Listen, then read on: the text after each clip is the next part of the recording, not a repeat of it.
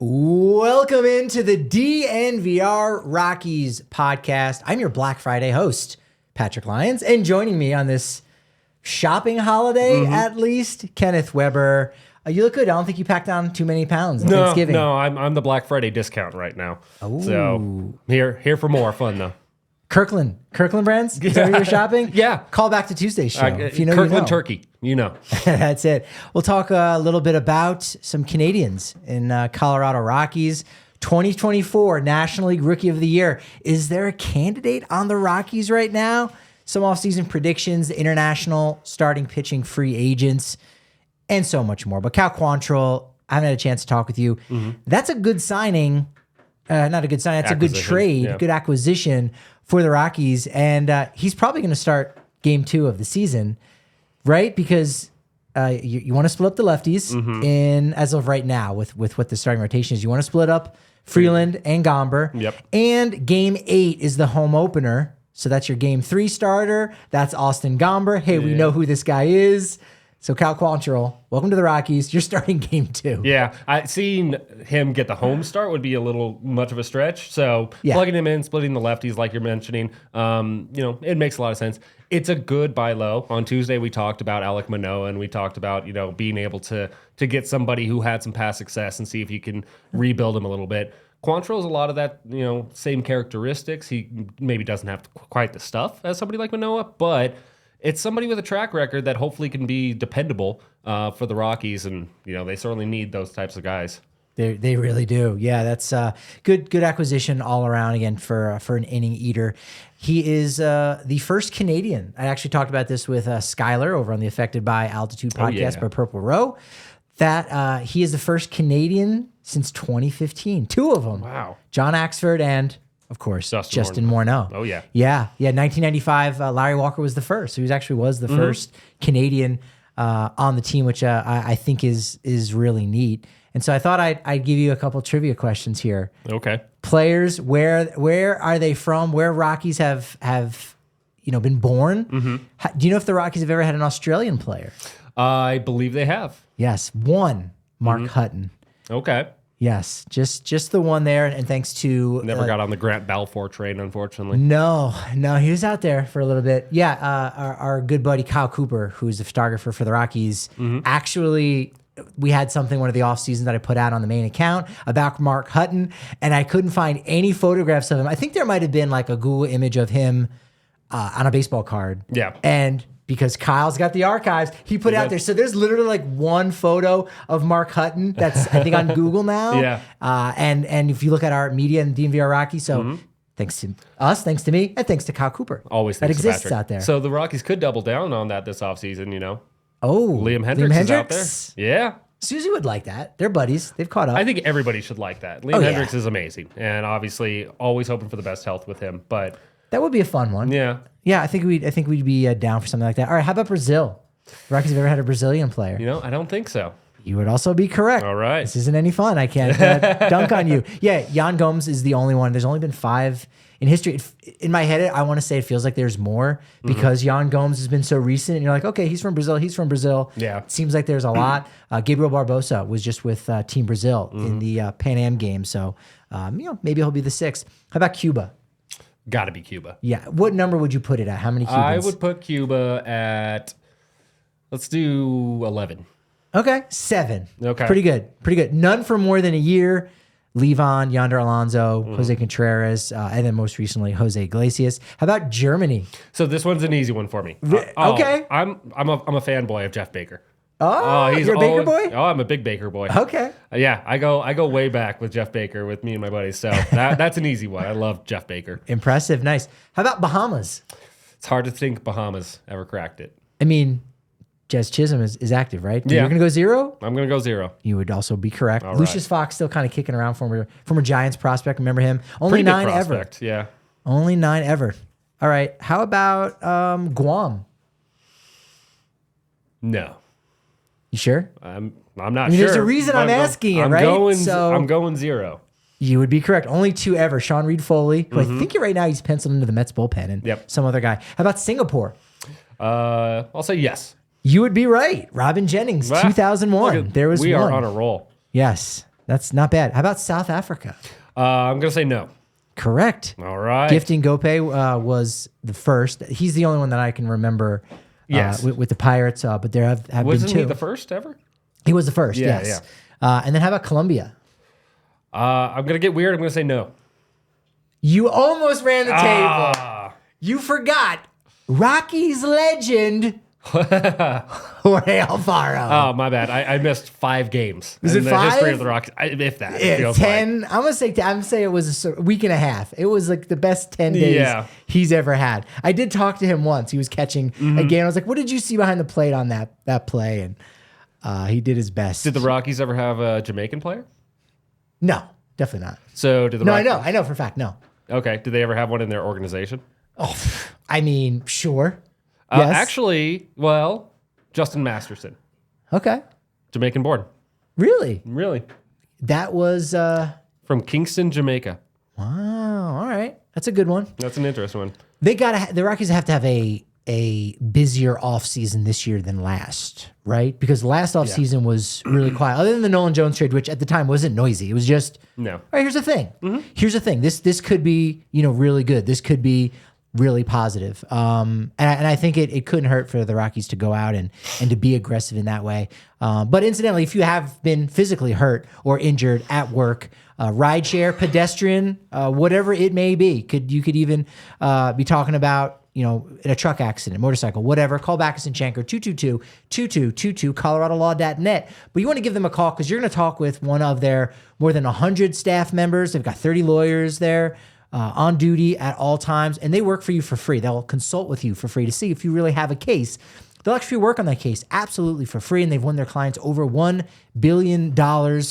Look, they've been doing it with their neighborhood offices. We're talking Denver, Aurora, Fort Collins, Inglewood. Make sure you give them a call. Find out if you've got a case. 222-2222 for free. Because Backus and Shanker, we know they win. And Circa Resorts and Casino, man, that's the spot in Las Vegas. We just gave away a bunch of trips, bunch of rooms over there in Las Vegas. A spot that's got 15,000 square feet of wet space. I love that term, wet space. I don't know about you.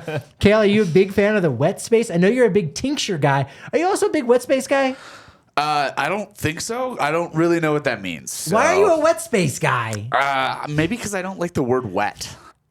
How about moist? The more you know. I hate that word too, yeah. Moisture favoring space. Well, they got 6 pools, 2 spas. That's what all their wet space is about. They got those big, gigantic 78 million pixel screen that take 10 people to operate. You got to make sure you check that out, especially if you're heading out for the Broncos-Raiders game, whether it's Pac-12 or Mountain West alumni. Use that code DNVR for 20% off your stay. And make sure you're also checking out Circa Sports Colorado. You download the app at circasports.com. Circa Sports bets can only be made while physically located in the state of Colorado. Must be 21 or older. All rights reserved. Circa Sports Colorado encourages you to gamble responsibly. Gambling problem? Call or text 1-800-GAMBLER or visit problemgamblingcolorado.org.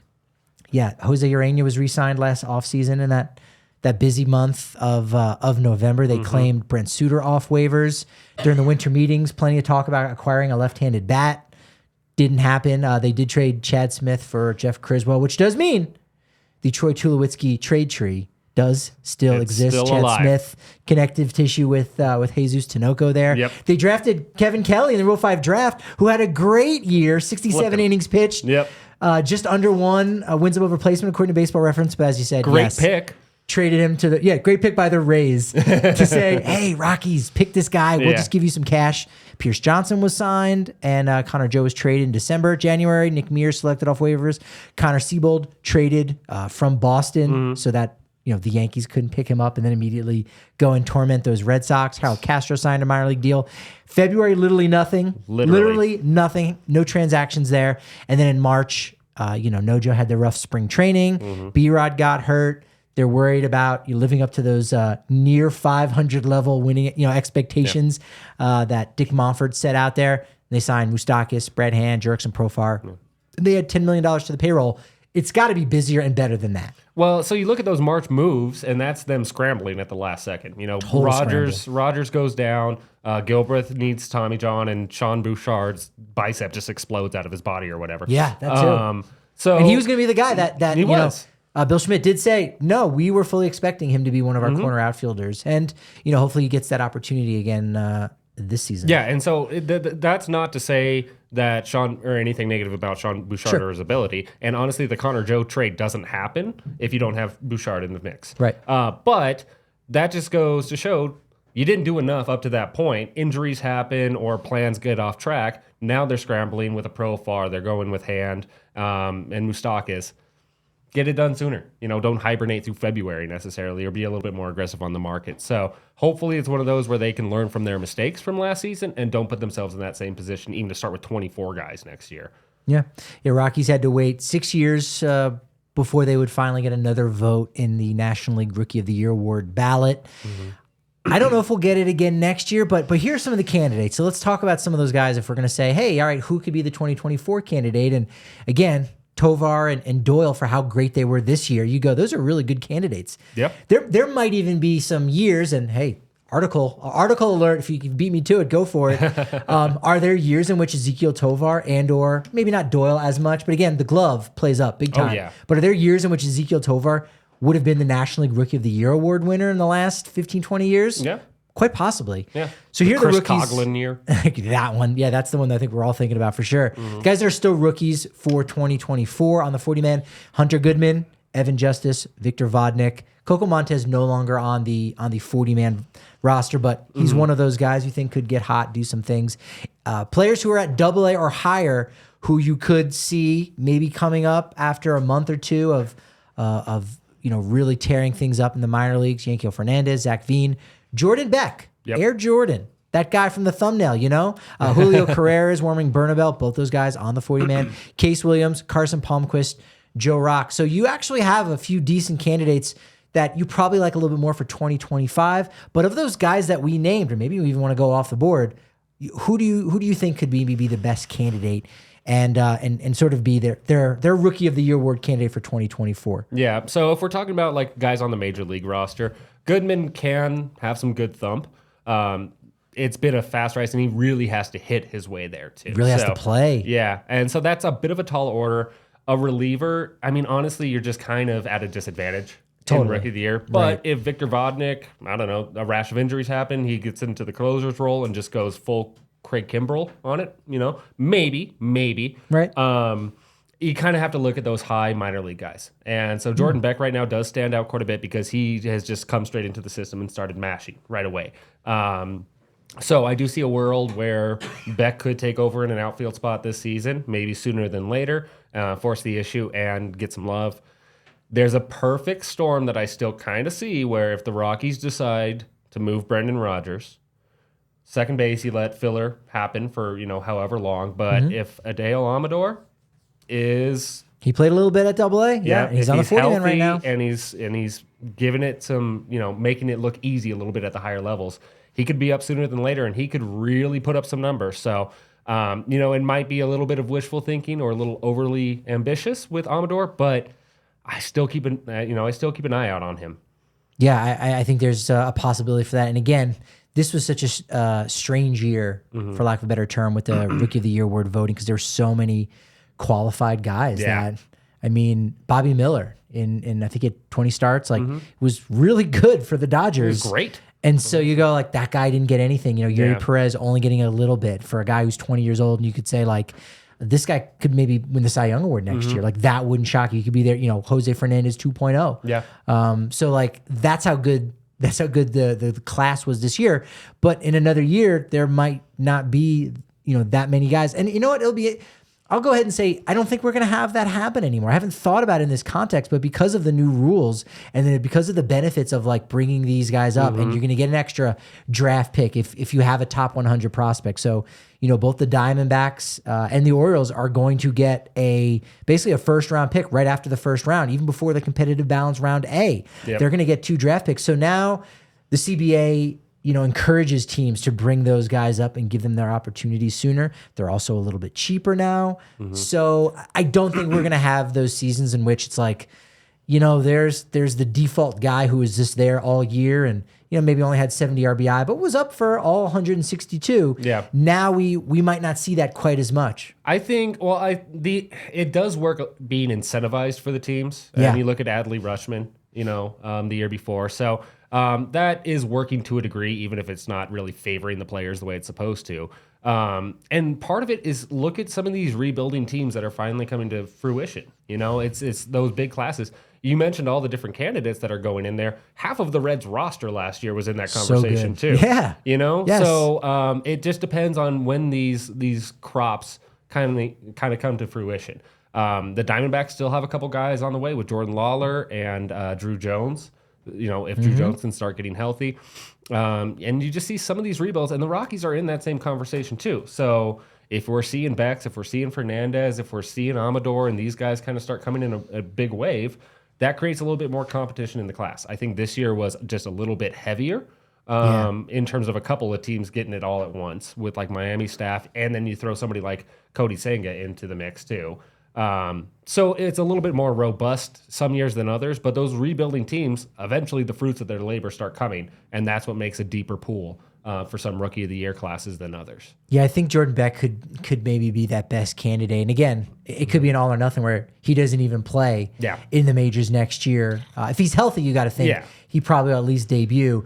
But for a guy who, especially for the prospect pundits, he's already was on their radar, coming out of the University of Tennessee and, being like a top 100 guy. So if he goes out there and he, again, is even, kind of average for a rookie, that's worth maybe a lot more for someone who might have a vote. And again, he's got the power, so he's got those things, he's got those tools.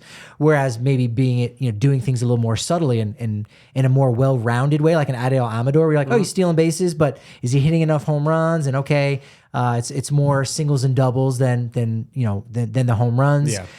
That edge goes to Jordan Beck, and you got to say the edge is going to go towards Jordan Beck because of that SEC pedigree.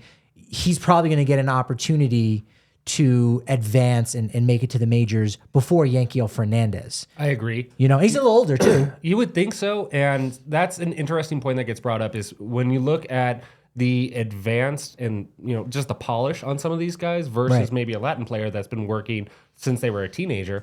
That's a little bit more commonplace because if you think about the rookie class next year, is Paul Skeens and Dylan Cruz in that conversation with Jordan Beck? These SEC guys, exactly. Right? So they're kind of pushing through a little bit faster. We talked about Brady Singer briefly on Tuesday.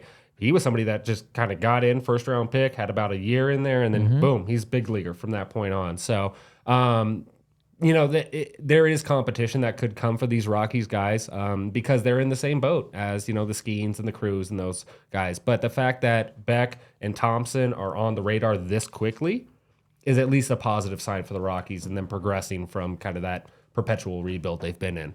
When it comes to competition and it comes to being successful, you got to do the little things well, and nobody does it better than kind love. Quality, integrity, consistency, variety, and safety. It's what it's all about. They've been doing it for, we're almost close to 15 years, right? Way back in 2010, they got started with some of the highest quality cannabis in the state. You actually can visit any of their locations. You can go online as well, and code DNVR works for deliveries. But if you go to their Cherry Creek or North Denver store, you mention DNVR and receive a DNVR exclusive discount of 25% off all Kind Love flower, pre-rolls, and that turbo joint line. Visit the website at kindlove.com. And again, mention DNVR for a nice discount. If you're up in Breckenridge, or even if you're not, if you want a taste of the mountains and you want a taste of the official bourbon of the Denver Broncos, make sure you check out Breckenridge Distillery. It's got a blended bourbon whiskey with a high rye mash American style whiskey. And right now, we got a little more time left. Not much time at all, in fact. Hashtag Broncos Bourbon. Take a photograph, your favorite Broncos photo, post it on Instagram and Facebook. Use that hashtag Broncos Bourbon because you only got like a week or so left until November is out. December 1st, they're going to narrow it down to the top 10 favorites because then they're going to go ahead and give away some tickets, some of the whiskey suite tickets that they've got for Breckenridge Bourbon Whiskey for the Broncos-Chargers game, final game of the season. They're giving those away to you, so make sure you check that out over at BreckenridgeDistillery.com/Bourbon of Denver Broncos /. Again, we got them at the tailgates, we got them at the bar watch parties right here on the corner of Colfax and York, and they distribute to all 50 states, so you will not have an issue getting your Breckenridge Distillery no matter where you're at. A dark horse, for one of the best rookies on the Rockies next year. Again, so hard to do it as a relief pitcher. But Seth Halverson. Now, he is a guy that could possibly be the Evan Justice of the roster, and there's probably some people maybe they tapped out late in the season, or they watch a lot of Rockies games, but they still are not quite sure who Evan Justice is. Yeah, he hasn't necessarily had a chance to make an impact, but he's a guy who was just recently drafted and immediately gets that opportunity. A left-hander out of the bullpen, definitely showed some flashes. But Seth Halverson, despite the fact he's a right-hander, he's 6'2", 234, big dude. He's hitting 100 on the radar gun. And actually got a little of an opportunity to play with AA Hartford Yard Goats this year. And he is one of those fast risers. And we know the Rockies are on the lookout for relievers who could contribute. And Seth Halverson could be one of those guys you see after just being drafted right here in 2023. Could make his debut before he's even a professional for a year. There's that possibility with this guy. Yeah, absolutely. And I mean, that's the benefit of throwing gas like that, honestly. Yeah. I mean, you rise up really quickly, and a little bit of an injury history, so you're kind of just hoping that he holds up, and I think that's the big thing he has to show, because it's limited with just 13 and a third innings, but it was 13 and a third very impressive innings, and he kind of was rightfully elevated very quickly through the Rocky system. We also kind of saw two additions to the 40-man. That have been guys that have been on the radar a little bit in Juan Mejia and Angel Chiavelli. So, there's a few candidates in there, and the Rockies are starting to get a little bit more diversity in that bullpen and really starting to lean into some harder throwing guys. So there's a couple of candidates, and you can't always say that in years past. Yeah, it's nice that they're giving these guys some of those opportunities there in a big way. I got a question, and Kale, I want you to get in on this too. If you're Dick Monfort, where are you hoping Shohei Ohtani signs? Because if he signs with the American League, he comes to your ballpark once every 2 years. If he signs with, say, the Cubs or the Mets, you get him twice every 2 years, right? Every year, twice every 2 years. But if he signs with somebody like the Dodgers or the Giants, you get him in 2 different series every year. You get him 4 times. So 4 times as many bites at the Ohtani apple if he stays in the NL West or goes to the NL West versus going over to the American League. If you're Dick Monfort, do you want him signing with the Dodgers? Do you want it to just be in the National League? Kale, open it up. Okay. This you are Dick Monfort here. Come on, Dick. What do you think? I'm Dick Monfort. If I'm Dick Monfort, I want him to sign in division. Okay. Yeah. You want that money? I hate that I say because you want the money. He's gonna pack the ballpark every time he plays here. Oh yeah. And as he did that, I refused. I was boycotting the Rockies last year, and I still went to the Angels series just to watch. He accidentally. I went to a game. I ended up because how many times do you get to see Shohei? How many times do you get to see the Rockies give up 25 runs in a game? Exactly. It's so unique of he's so unique of a player that he is the draw himself in a way that almost nobody ever has been. And so, he wants the money. He wants to pack that ballpark as much as possible. Because you're Dick Monfort. I, as Dick Monfort, want that. If I were a different owner who cared more about things like, I don't know, competitive balance, I would hope he signs as far away from my club as possible. Yeah. Interesting. All right, Kenneth. So you got your Dick Monfort cap on. It looks like an Avs cap, but it's actually a Dick Monfort cap. What do you want? I believe that my best way of getting more money is reaching the postseason.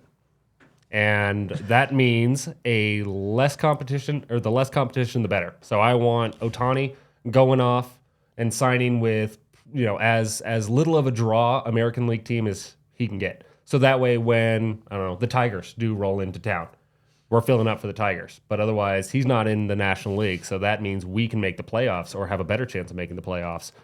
And that's where I get more money out of it. It almost sounds like you're saying two things here. Not opposite, but okay. So American League you basically want, right? But you also want it to be a middle to smaller market because I was going to say no one's showing up for the A's, but that kind of isn't the case. If it's a weekend game, you want them to basically sign with a team that only plays Monday, Tuesdays, and Wednesdays in April. Yeah. And all my Wednesday day games, Ohtani can be on that American League club.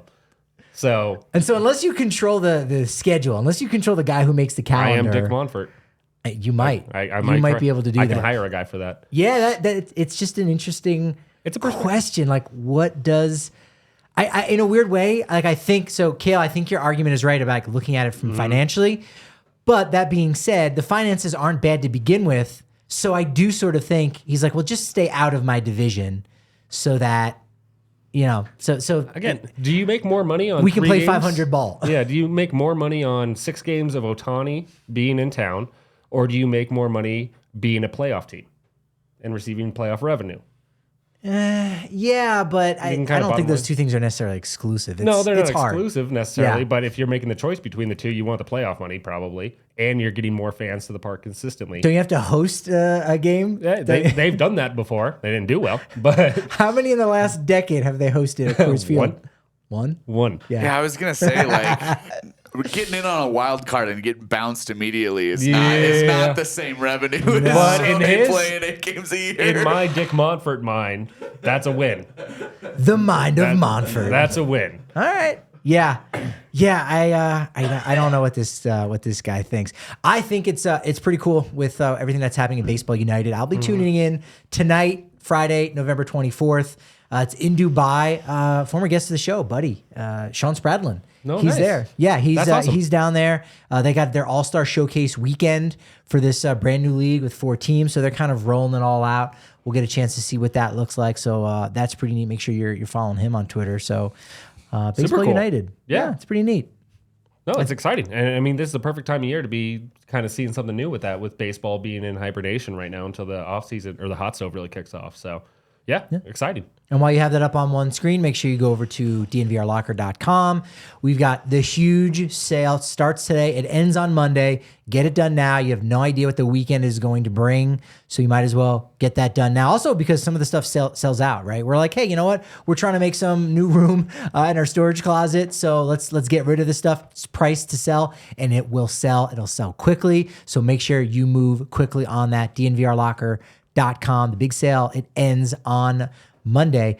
Rockies, speaking of international, they don't move much in that market. Jose Abreu out of Cuba, that nearly happened. Their last Japanese-born player was Kaz Matsui in 2007. Last one from Asia, South Korean-born Sung Won-oh in 2018 and 2019. But other than that, they're not tapping into that market. I think it probably makes sense why Yoshinobu Yamamoto is probably not on the offseason to-do list. He was posted earlier in the week, but I mean, he's pretty much the best pitcher that's come over to America, not named Shohei Ohtani. Yeah, dude's a force, and he's 25 years old. Yeah, no, I mean, Amazing. it's a very pre-made product, pre-assembled, and there's those numbers being thrown around of 8 by 200 million kind of thing. Legit. So, yeah. So I mean, that's the deep end of the pool for sure, and you can understand how a lot of other teams are higher on that list than maybe the Rockies would be. Maybe more affordable, but still, again, is this guy's agent going to be interested in having his client pitch in Denver? Shota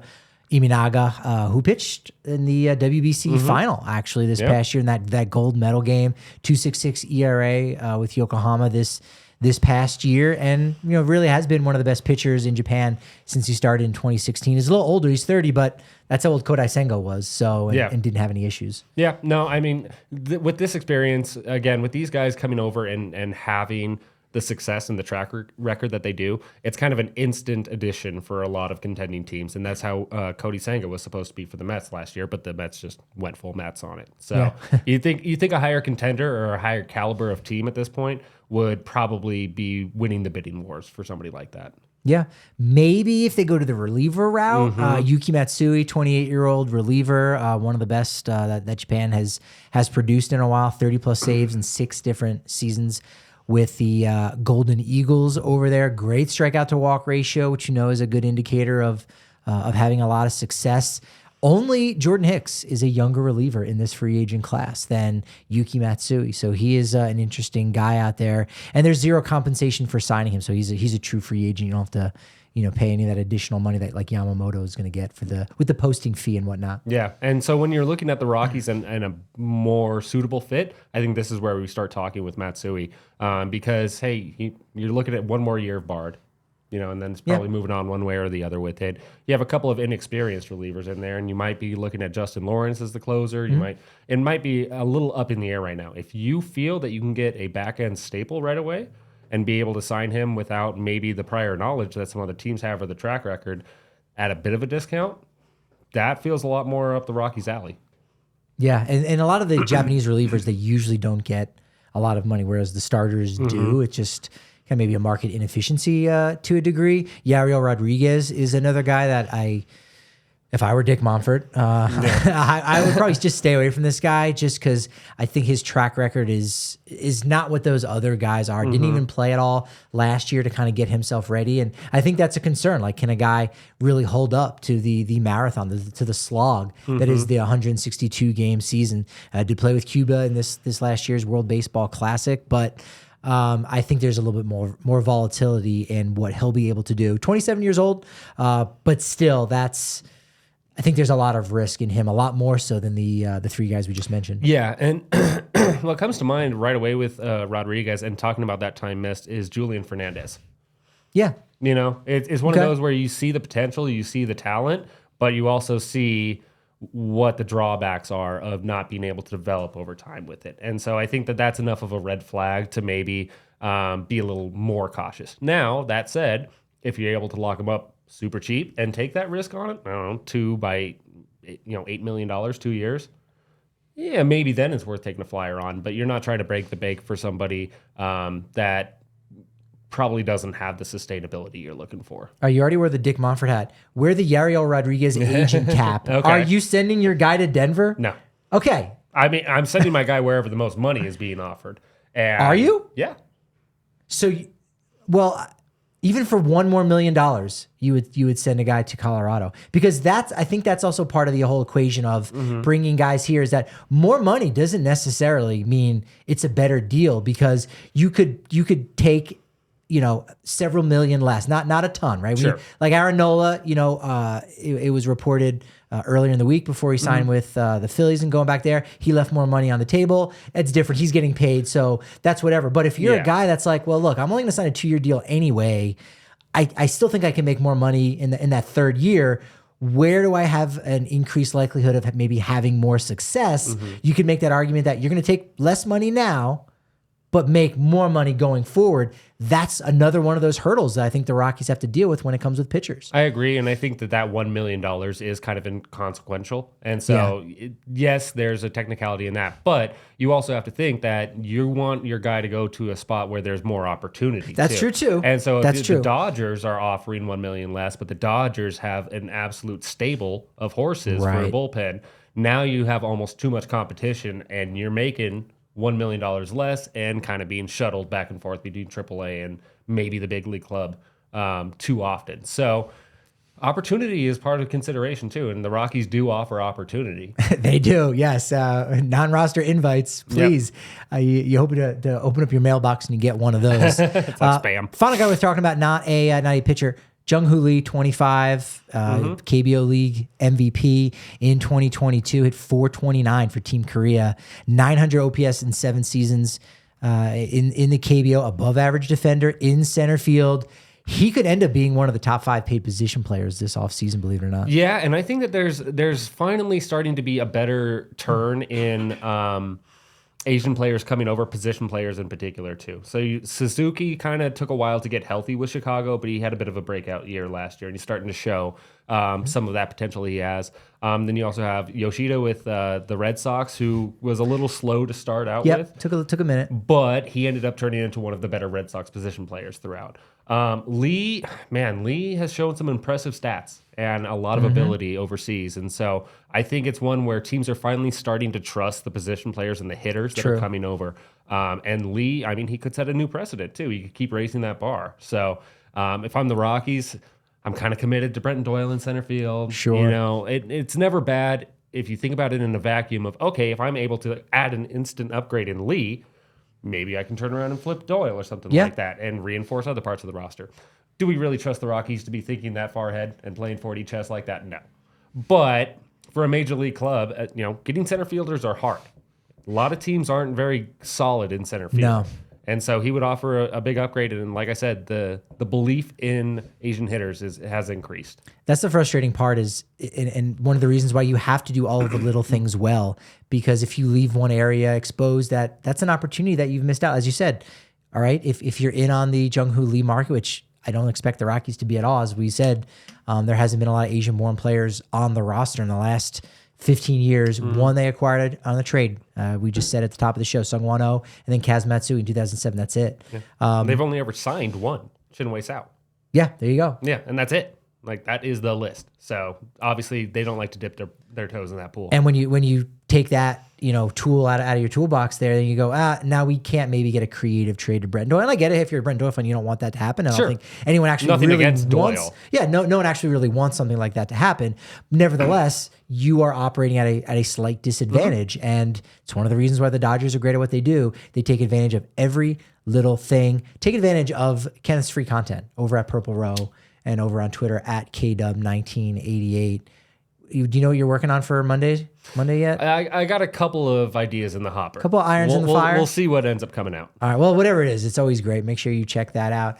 We're always great with our content. We feel like on Twitter at DNVR_Rockies, at Patrick D. Lyons is where I could be located, and at Kale Sorbo, 2 L's, 2 O's also, and then 1 RB blend. Just 1 RB blend in Kale Sorbo. Feels like there should be more. There's not. But there's more shows next week coming back because despite the momentum that we've built here on this baseball podcast, we say a certain thing when it comes to baseball podcasts. It's that your momentum is only as good as your next show. So tune in on Monday right here, live on the DNVR Sports channel on YouTube. We all silly like the mayor.